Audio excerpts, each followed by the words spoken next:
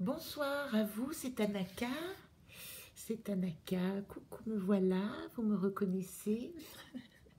Je vous présente Paulette qui m'accompagne dans les cartes. Elle aime beaucoup les cartes, Paulette. C'est ma nouvelle petite compagne, la quatrième de la maison.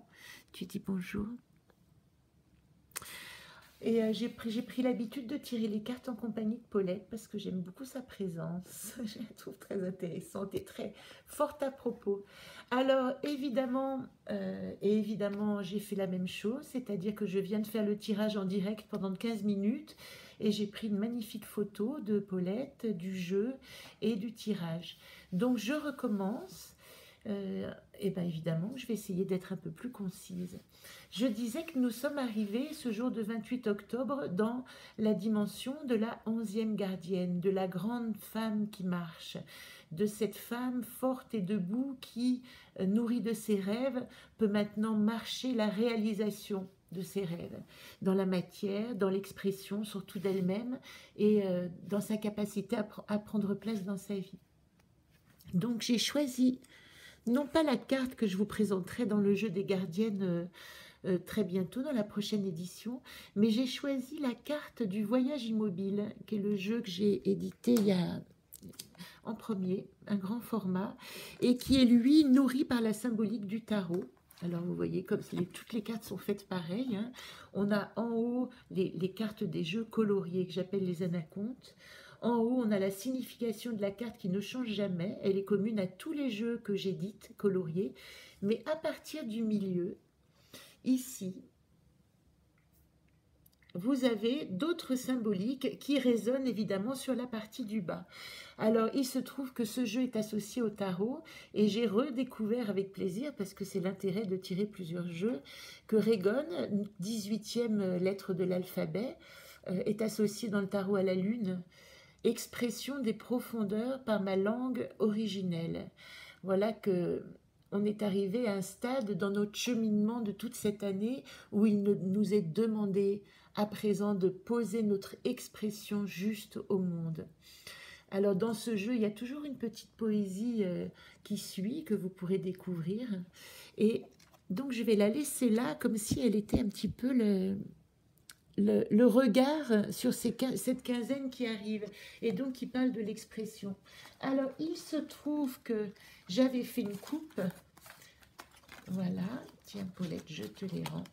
Hop là, j'avais fait une coupe juste avant le jeu et que cette coupe m'a donné à l'intérieur la carte Astor, donc moi dans le monde, hein, c'est ce que je disais la dernière fois, dans la coupe, la carte du milieu qui représente l'autre tas, dessous, c'est moi dans le monde. Et la carte qui est tout en dessous du jeu qui demeure, c'est le monde et moi. Et là, il y a deux cartes qui se disent, moi j'ai envie d'oser dans le monde, mais est-ce que je peux ?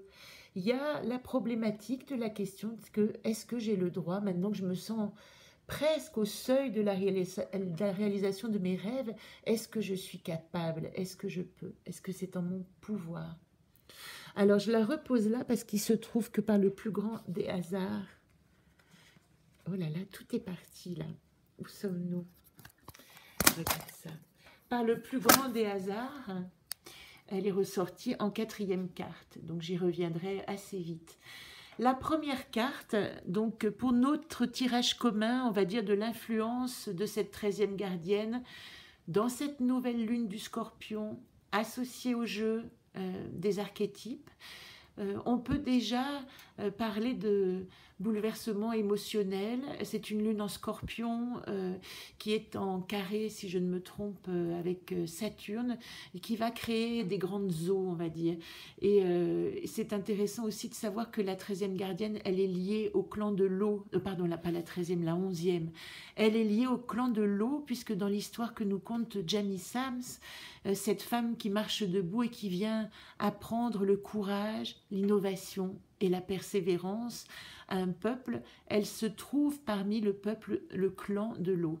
Vous pouvez retrouver ces histoires dans les anciennes des 13 lunes de Jamie Sams. N'hésitez pas à me poser des questions sur le sujet ou à regarder sur le site Solune, le groupe Solune Facebook, parce qu'il y a beaucoup d'informations sur le sujet. Solune, S-O-L-U-N. Donc la première carte est intéressante parce que dans la situation actuelle, elle me parle de ma vérité. Il est temps aujourd'hui de cheminer dans ma vérité. J'ai appris mes rêves, j'ai appris qui je suis, j'ai exploré mes profondeurs, j'ai entendu des histoires qui m'ont raconté, je me suis guérie, j'ai mis en germe mes rêves et je les ai fait naître. Et maintenant la seule possibilité, c'est que ma vie ressemble à la vérité de qui je suis. Voilà pourquoi c'est aussi un enjeu extrêmement personnel, dans le soi au monde, pas égocentrique, mais comment mon soi intérieur, mon réel être peut se manifester à l'extérieur. Alors, ce qui est intéressant, c'est qu'en deuxième carte, donc en atout, nous avons la carte blanche.